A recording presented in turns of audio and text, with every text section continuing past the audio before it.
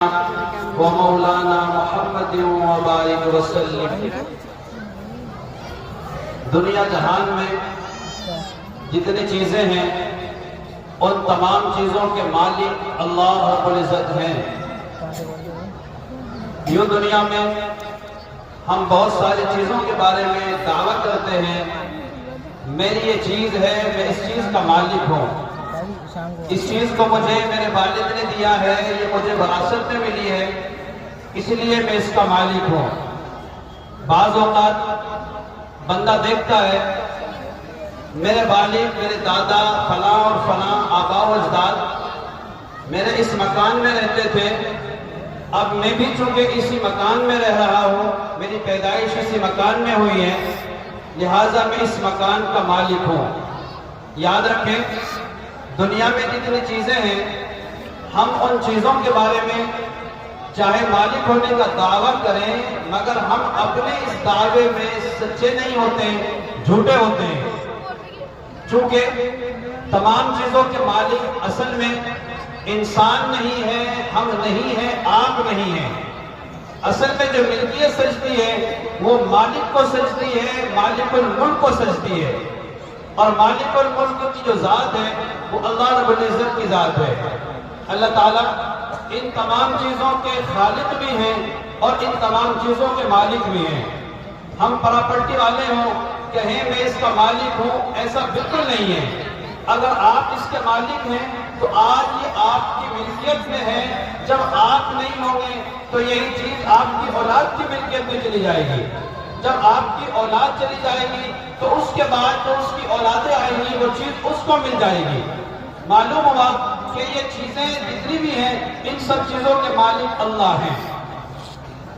لہذا دنیا میں بعض اوقات بندے کے اندر کوئی کمال اللہ تعالیٰ عطا فرماتے ہیں اور بندے کی اس کمال کی نسبت پر لوگ تعریف کرتے ہیں، اس کے اندر فلاں فضل و کمال ہے، فلاں چیز ہے، فلاں چیز ہے، مگر ہم اس تعریف کے سننے پر بڑے خوش ہوتے ہیں۔ دیکھو جی، لوگ مجھے عالم صاحب کہتے ہیں، عامل صاحب کہتے ہیں، لوگ مجھے فلاں صاحب کہتے ہیں۔ بھئی یہ کمال تیرا اپنا ذاتی کمال نہیں ہے، بلکہ یہ کمال تو تجھے کمال والی ذات نے دیا ہے۔ کمال والی ذات اللہ کی ہے۔ اللہ تعالیٰ با کمال ہیں، بندوں کو اپنے کمال میں سے کچھ حصہ عطا فرما دیتے ہیں تاکہ اللہ تعالیٰ کی قدرت کا اظہار ہو اور اللہ تعالیٰ اپنے قدرت کا مظاہرہ فرمائے۔ ہمارے حضرت فرماتے ہیں لوگوں کی تعریف اگر ان کے کمال کی نسبت پر کی جائے تو وہ کر دینا، اسے پھر کوئی عزت دینے والا ہی نہیں ہے۔ اللہ تعالیٰ قرآن مجید فرقان حمید میں فرماتے ہیں وَمَن يُهِنِ اللَّهُ فَمَا لَهُ مِن مُكْرِمٍ۔ اللہ تعالیٰ وَتُعِزُّ مَن تَشَاءُ وَتُذِلُّ مَن تَشَاءُ، جسے چاہتے ہیں عزت دیتے ہیں، جسے چاہتے ہیں ذلت دیتے ہیں۔ معلوم ہوا عزتوں کے مالک بھی اللہ ہیں اور ذلتوں کے مالک بھی اللہ ہیں۔ عزتیں دینے والے بھی وہی ہیں اور ذلتیں دینے والے بھی وہی ہیں۔ وہاں وہ یہ بھی دعا مانگتے ہیں اے اللہ ہمیں عزت ملنے کے بعد ذلت سے محفوظ فرما۔ ہمیشہ ہمیں اللہ تعالیٰ سے یہ دعائیں مانگنی چاہیے۔ پھر ذرا دیکھیں، یہ باتیں وہی بندہ کہہ سکتا ہے جس بندے کے دل میں اللہ تعالیٰ کی محبت ہو۔ ابھی تھوڑی دیر پہلے ہمارے معزز مہمان مولانا محمد الیاس صاحب دامت برکاتہ العالیہ نے اخیر میں ایک عجیب بات بیان فرمائی۔ اگر ہم اس بات کو دل کی کانوں سے سنتے نا تو ضرور ہماری آنکھوں میں آنسو آ جاتے۔ میں پیچھے بیٹھا ہوا تھا، میری آنکھیں آنسو سے بھر گئی۔ اللہ تعالیٰ کی محبت بھرا معاملہ دیکھیے، وہ پروردگار اپنے بندوں بندیوں کی آپس میں محبت کو دیکھ کے مسکراتے ہیں۔ حدیث مبارکہ میں نبی علیہ السلام ارشاد فرماتے ہیں جب کوئی بندہ یا کوئی شوہر اپنی بیوی کو دیکھ کے مسکراتا ہے اللہ تعالیٰ ان دونوں کو دیکھ کے مسکراتے ہیں۔ جو کہ ہمارے اس مجلس میں ہماری خواتین حضرات بھی ہیں اور ہمارے مرد حضرات بھی یہاں تشریف فرما ہیں، جو گھروں میں پہنچتے ہیں تو گھر میں پہنچنے کے بعد سارا جو غصہ ہمارا اترتا ہے تو ہماری پیغام پہ اترتا ہے۔ میں تو اکثر جگہوں پہ بیانات میں کہتا ہوں کہ بھئی اگر ہم اپنے گھر میں کوئی کام کرنے والی کرایہ دار رکھ لیں کرائے کے طور پر اور اس کو ہم کہیں کہ آپ 50,000 روپے مہینہ میرے سے لیں گی، میرے گھر کے سارے کام کاج کریں گی، میں آپ کو سمجھاؤں اور آپ اندازہ کر سکتے ہیں جو شادی شدہ احباب ہیں اور حضرات ہیں کہ گھر میں جو 50,000 روپے ماہانہ پر کام کرنے والی نوکرانی ہوتی ہے وہ اتنی پابندی کے ساتھ میں ہمارے گھر کے کام کاج نہیں کر سکتی جو ہمارے گھر میں ہماری بیوی بہت آسانی کے ساتھ میں سارے کاموں کو انجام دے دیتی ہے.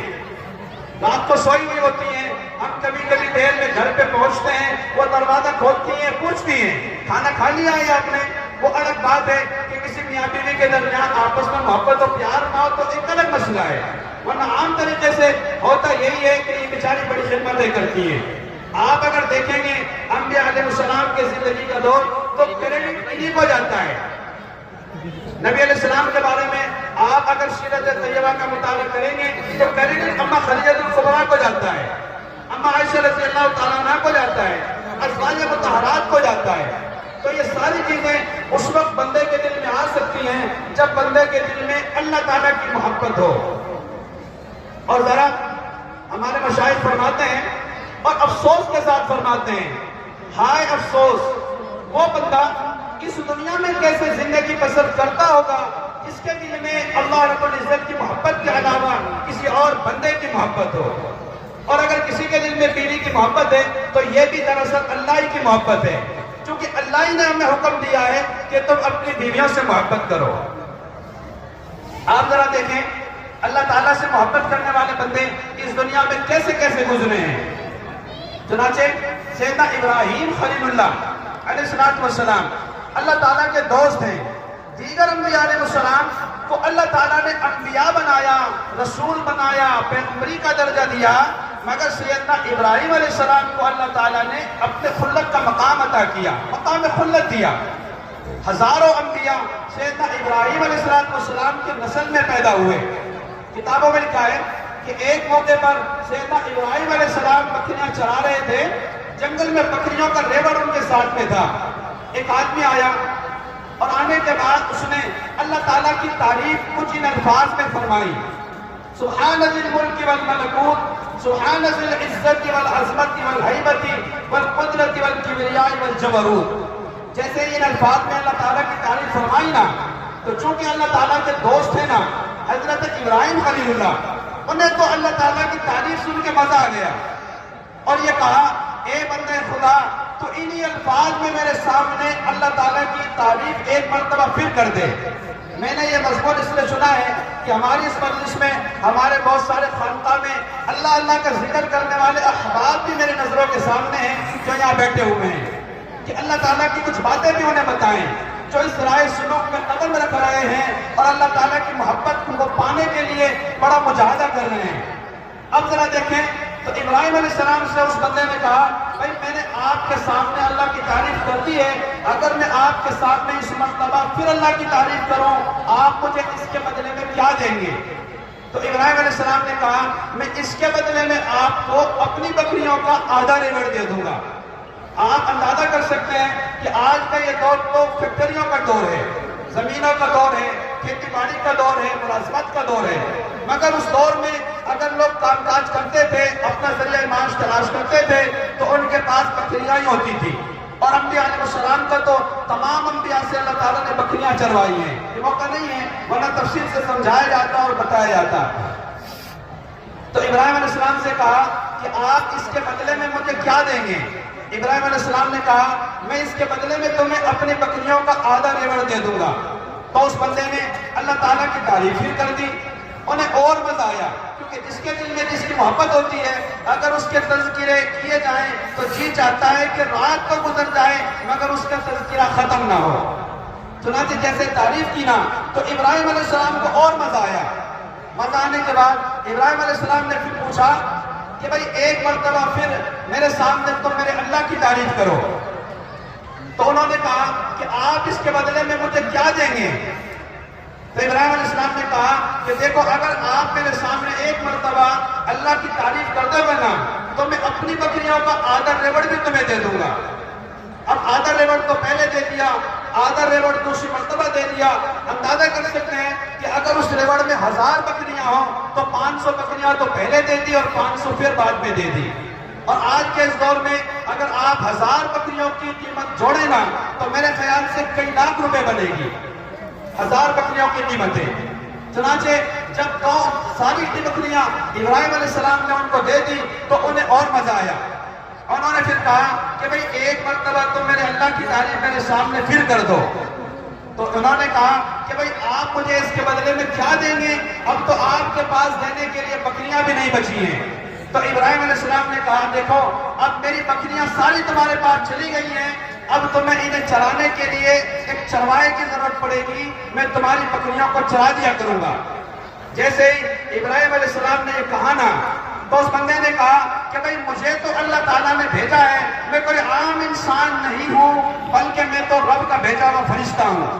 مجھے اللہ تعالیٰ نے تمہارے پاس بھیجا ہے کہ جاؤ میرے دوست ابراہیم خلیل اللہ کے پاس اور جا کے دیکھو وہ میرے نام کے کیا دام لگاتا ہے. جا کے دیکھو تمہارے دل میں دی ہے اسے آزمانے کے لیے بھیجا ہے. پھر ذرا دیکھیں یہ کیسے اللہ تعالیٰ سے محبت کرنے والے لوگ تھے کہ ہر چیز کو اپنی اللہ تعالیٰ پہ قربان کر دیا کرتے تھے. یہی محبت, اسی طرح کی محبت اللہ تعالیٰ ہمیں بھی عطا فرما دیں اور ہمارے سینوں کو پاک کر دیں, صاف کر دیں, اپنی محبت سے لبریز فرما دیں. میری دعا ہے اللہ تعالیٰ اس پورے مجمع کو جس میں خواتین بھی ہیں مرد حضرات بھی ہیں, اللہ تعالیٰ ہمیں ان تمام باتوں پر عمل کرنے کی توفیق عطا فرمائے. وآخر دعوانا ان الحمدللہ رب العالمین. میرا بیان تو مستقل جگہوں پر ہوتا ہی رہتا ہے اور آپ لوگ سنتے رہتے ہیں. اصل تو ہمارے مہمان حضرات ہیں, علماء ہیں اور ہمارے اساتذہ ہیں جنہوں نے رات سے اور صبح سے اپنی تمام کارکردگی آپ حضرات کے سامنے پیش کی ہے. میرا تو یہ مشغلہ ہے مستقل بچنا بھی چاہتا ہوں مگر یہ حضرات بچنے نہیں دیتے اور کسی نہ کسی جگہ پر روزانہ بیان کرنے کا کئی بیان کرنے کا موقع ملتا ہے. اللہ تعالیٰ کی یہ عزت ہم سبوں کو عطا فرمائے. جس مقصد کے لیے مجھے آپ حضرات کے سامنے یہاں پر بٹھایا گیا ہے میں وہی مقصد تھوڑی دیر کے لیے آپ حضرات کے سامنے بیان کروں گا.